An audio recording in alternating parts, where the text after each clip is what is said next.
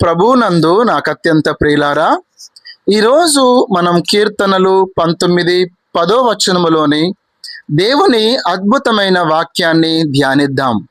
లోకములో మనకు ఎంతో విలువైనవిగా అనిపించే వాటికంటే దేవుని వాక్యం ఎంత శ్రేష్టమైనదో ఈ వచనం మనకు తెలియజేస్తుంది. అవి బంగారు కంటెను, విస్తారమైన మేలిమి బంగారు కంటెను కోరదగినవి.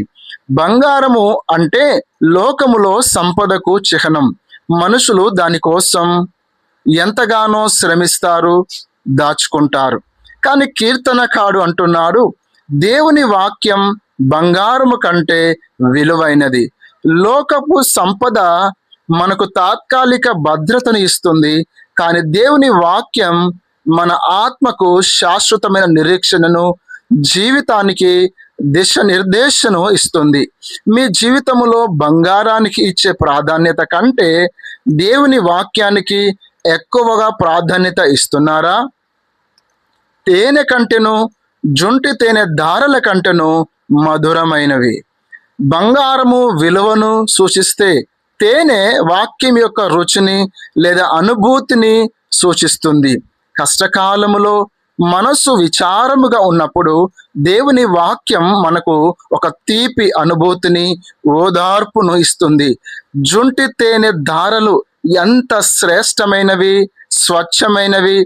దేవుని వాక్యము కూడా కల్మషము లేనిది, మనస్సును పులకరింపజేసేది.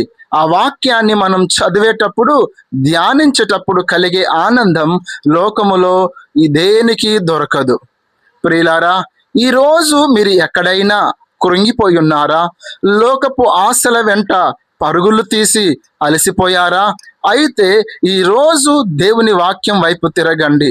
లోకపు బంగారము కంటే ఆ వాక్యపు జ్ఞానం మిమ్మల్ని ధనవంతులుగా చేస్తుంది.